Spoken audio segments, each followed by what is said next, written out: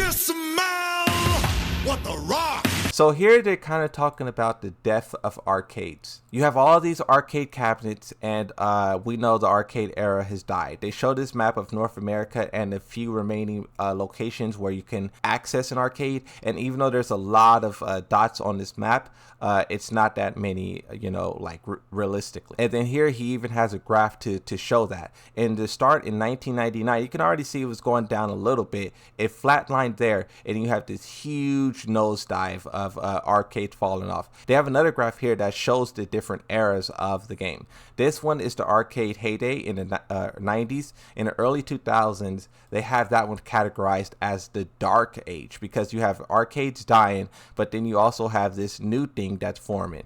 And when you talk about the new thing that's forming, they have it categorized as the new era. You see esports, PC, I'm guessing that's online. So there's another part of the community, another type of game that emerged. And with Tekken 7 selling 11 million, 12 million copies now, you can see that it's reaching even greater heights than what was possible in the arcade era. And that says a lot, because a lot of people think back to the arcade era as like the true best of the best, but the era we're living in now has eclipsed it, has passed it. Once again, you just talk about Tekken 7 accomplishing all these great things, and now passing the torch to Tekken 8, and Tekken 8 having to take the torch and run with it. Will we see this graph go down, or will we see this graph go up, or will we see it continue to flatline? Here's an interesting segment as well. They talk about how for each game they continuously try to diversify like the game modes that they add in. You know, a lot of people talk about game modes. You have Tekken Ball here, one of the iconic ones. You have Tekken Bowling, one of the you know, we'll just leave it at that. And then you have like Tekken Force all over the place. A lot of people talk about Tekken Force all the time and how they want it to show up to Tekken 8. And me personally, I don't know how realistic that is, because they said that it costs like $400,000, I believe, I could be wrong, to make one stage. And when you talk about them, so that's one Tekken stage. And when you talk about them, yeah, so here it is.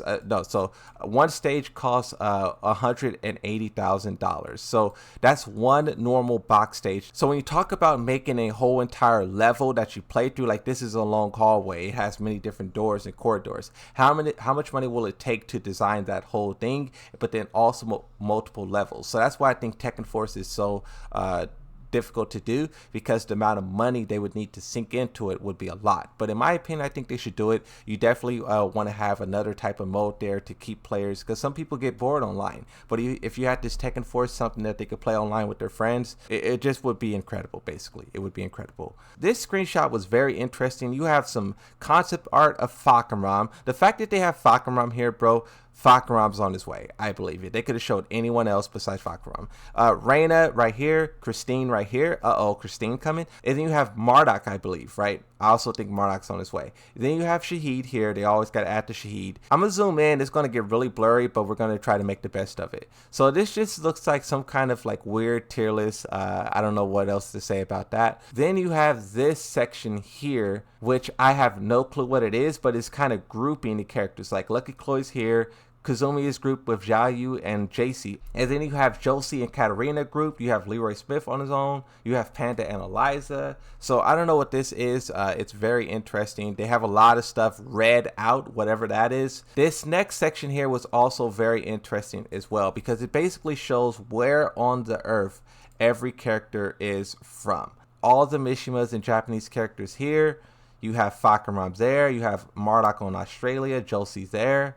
Harang. I wish they would release a higher quality version, so we don't have to struggle and guess. But you can see like the North American characters here, Law there, Julia here. Who's that? King and Armor King in like Mexico area, South Africa. Yeah. So who's that? Is that Gigas? You know what's interesting about this as well? A lot of these characters, their locations is NA, like Lucky Chloe. So the fact that they have her here means that they know exactly what the character is, but they don't want to say it. But this looks like I can't tell what that is. It's way too blurry. But yeah, let's continue. Here they also talk about how Harada is basically obsessed with AI. You know, they have the Super Ghost AI, which was hyped up a lot, but upon release, it wasn't really anything too special. But here's just all the news articles and stuff covering that. And basically Harada says that he wants to continue down that path of Super Ghost AI, right?